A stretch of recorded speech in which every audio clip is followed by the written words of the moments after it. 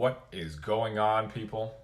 Welcome to my first ever video. This is gonna be 2021 NBA draft prospects rated by the data, I guess you can say.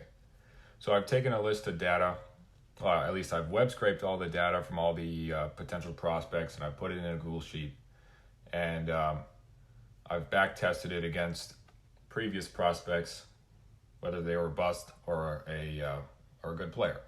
So first off, we need to figure out what makes the difference between someone who busts and someone who pans out. Let's just go here real quick.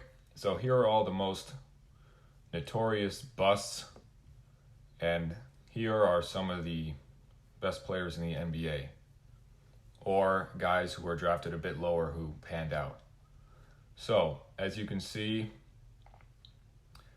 the formula I made, it's a little bit better for the good players, of course, which is good. 8% difference, that's actually really good. The players who panned out are a little bit younger on average. They average about the same amount of points. They get a little bit more rebounds. They have a lot more assists, a lot more steals. There's actually an inverse relationship in blocks. About the same turnovers, about the same number of fouls, but where they really differentiate themselves is in the three-pointer. So players who pan out in the NBA on average made 30% more threes per game in college, and they shot 40% more threes per game in college. So that holds the most weight in my formula. So let's just go back here. I'll scroll up a little bit. I don't mind if you see these first couple guys. So here's the formula pretty much. Follow the cursor. So this is points plus rebounds times 1.5 plus assists times 1.5 plus blocks times 2 plus steals times 3 plus their strength of schedule divided by 2 plus their free throw percentage times 7 plus their number of threes per game made times 7. And as you can see back here, there was also a pretty positive correlation between free throw percentage between the busts and the good players. So let's just go through this. There's a lot of players. I'm just gonna scroll up and maybe talk about some notables along the way.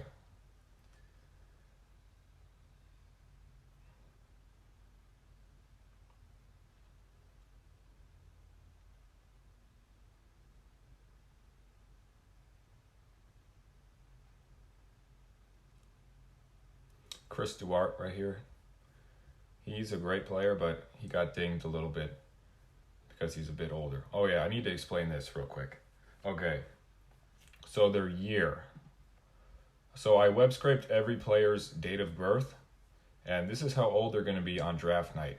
And I just wrote up a little formula thing that spits out a quote-unquote year. So what this does is this gets multiplied by their fantasy score, and it spits out their numbers. So as you can see, a lower, let's say 0.75 right here, this multiplies Carlik Jones' fantasy score by 0.75 because he's an older guy. So it kind of dings people that are a bit older. Of course, freshmen usually have about 1. Younger freshmen are a little bit over 1. Older freshmen have like 0.8 or 0.98, 0.99, and then it just goes down from there. So, Mac McClung came in at 73. Musa Cisse, 70. Good player, but there's a lot of good players in this class. Gotta put up the numbers. Davion Mitchell came in at 69. Everyone talks about how he's such a great defender, and he averaged 2 steals a game, but other than that, his numbers weren't great. I mean, he shoots the 3 very well, and he puts up a good amount of points. But I don't see top 10 pick. I just don't.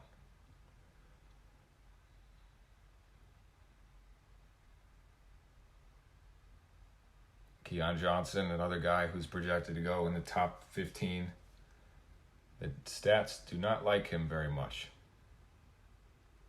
And he got a 1.03 for a year because he's a young player, very young player. Let's keep it going here. Brandon Boston came in at 52. Another young player who just did not put up that great of stats. Jason Preston at 50. Zaire Williams at 48.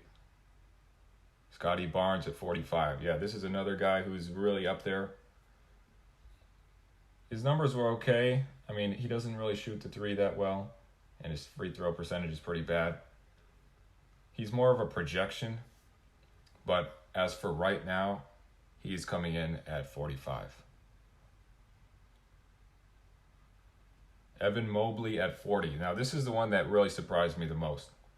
This guy is a top 3 pick. He's widely thought of as one of the best prospects. But as you can see, his numbers were not extraordinary. He averaged 19 and 10, which is good, but as you will see, there's going to be a lot of players who put up better numbers, including centers. James Bouknight at 39. Another guy who's projected to go in the top 10, but not the best numbers. Free throw percentage is a bit low, the 3-point percentage is low, and he only makes an average of 1.8 threes a game, which is a pretty big red flag. So I would not put my faith in James Bouknight panning out. Josh Christopher at 36. Corey Kispert at 37. Isaiah Jackson, 31. Franz Wagner at 28. Charles Bassey. See, this guy averaged 23 and 15. So he's a bit up here compared to Evan Mobley. Joe Wieskamp at 25. Now, I actually agree with this. I think this guy is going to be a really good player. I think he jumped like 45 inches or 40 plus inches at the combine. And he shot really well, of course. He's going to be a stud. I agree that he's a first-round pick for sure. Isaiah Todd at 24. Luka Garza, 22. Moses Moody, 23.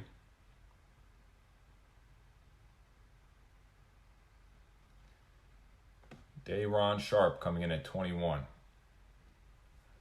I need to zoom in a little bit so I can scroll up by 1. Trey Mann at 19.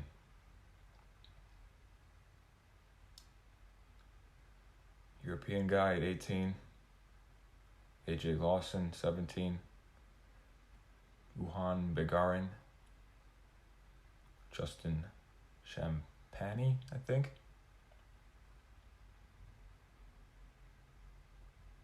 Jalen Suggs at 14. All right. Yeah, he is not a top 5 pick according to the stats. His numbers are all right. He's a great defender. He just does not shoot that many threes, and his 3-point percentage is a bit low. So he's dinged a little bit for that. Plus, he's a bit older of a freshman.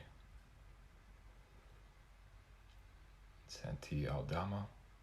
Cam Thomas coming in at 12. Now we're into the lottery. Now we're really getting into it here. Jonathan Kuminga at 11. He's really young, so we got a 1.06. That really boosted him up. And his numbers were pretty good. You got to remember, he plays in the G League. This SOS right here, by the way, this is strength of schedule. This can be found on basketballreference.com, except for G League players and international players. So I've just kind of taken a guess, just estimated what the G League strength of schedule would be. The Big Ten is about 12, so I put the G League at 15, and I think I put the Euro League at 14 or 13, and I put the NBL at 13. Okay, top 10. Let's do this. Coming in at number 10 is Sharif Cooper from Auburn, the guard. Easily one of the best passers in this class. He put up great numbers, even though he didn't play that much in terms of number of games. And I think he's going to be a great player. He measured in at 6'4", even though everyone thought he was going to be short. So that's a good sign. His three-point percentage is not great, but he still graded out with a 92. Number 9, Greg Brown from Texas. All right, yeah, this guy, let's see. He only played 20 minutes a game at Texas, but he put up numbers. And if you haven't already noticed, all these stats right here are per 40. So I've multiplied all these guys' stats per 40 minutes.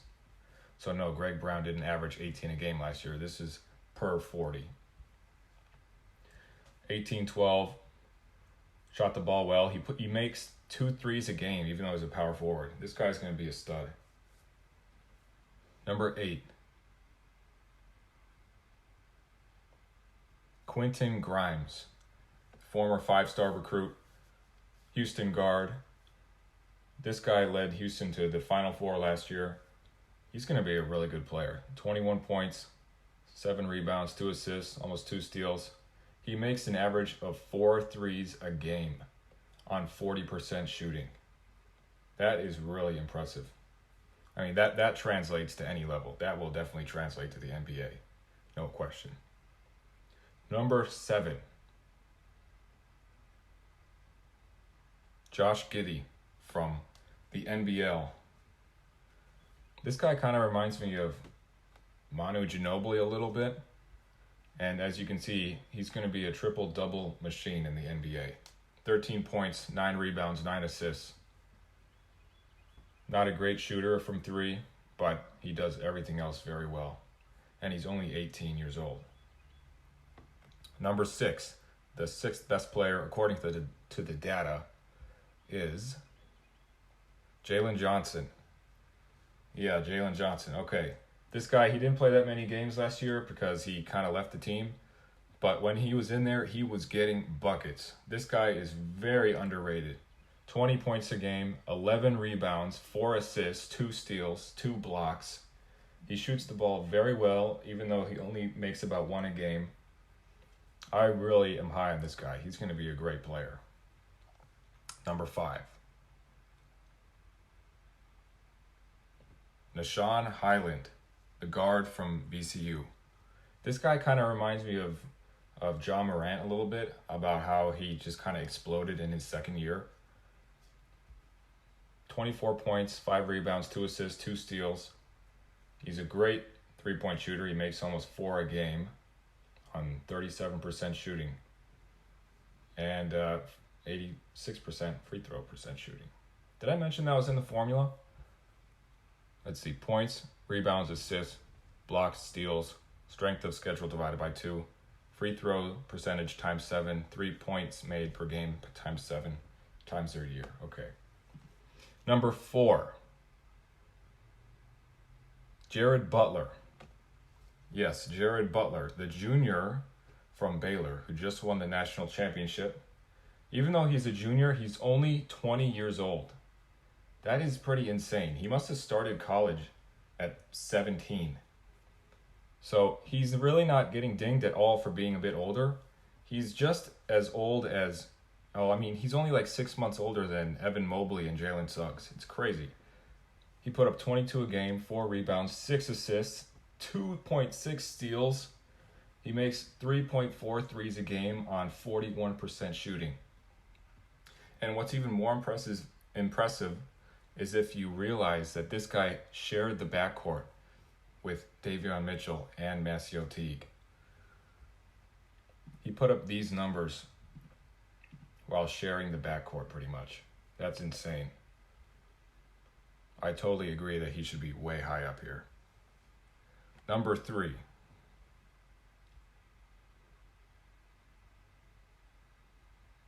Alperen Sengun. I think I'm saying that right. He is a center from Europe, and this guy is an absolute bucket. He's very young. He just turned 19. He put up 27 points, 13 rebounds, 3 assists, almost 2 steals, 2 blocks per game in his league last year. He's not a great 3-point shooter, but I mean, you can't argue with 27 and 13. This guy is going to be very good. I've watched a little bit of tape on him, and he's pretty athletic also. So he comes in at number 3. Number 2, Jalen Green with a grade of 99.5. 22 points a game, 5 rebounds, 3 assists, almost 2 steals. He makes an average of 2.6 threes per game on 36% shooting. Now you got to remember, the G League is pretty much the NBA. So they have the NBA 3-point line. So that 36%, that's not from college level, that's from the NBA 3. So really that should be up a little bit, but still, he came in at number 2. Strength of schedule, again, 15 because of the G League. I mean, this guy is going to be an absolute stud. Almost a guaranteed all-star. He reminds me of a twitchier Bradley Beal almost. A more athletic Bradley Beal. That is a scary combo right there. Okay, number 1. The number 1 player according to the data is, and you probably already know, Cade Cunningham with a grade of 99.8. He is about 6'8", 6'9", point guard, but can play 1 through 4. He put up 22 points a game, 7 rebounds, almost 4 assists, 2 steals. He makes an average of 2.6 threes per game on 40% shooting. The closest player comparison I can think of for this guy is a more athletic, better shooting Luka. I know it's crazy. He is a more athletic Luka who can shoot the 3 way better. That's how good this guy's going to be. Seriously. So he comes in at number 1. So this is the list according to the data. Hope you guys enjoyed it. Just as a little bonus here, here is the 2020 NBA draft with the same formula. And as you can see, there's a couple guys who actually graded out higher than Cade and Jalen. So here is the 2020 class. Melo Ball got a 112. The neon green highlight here is the guys who made the all-rookie first team. But this was last year's class.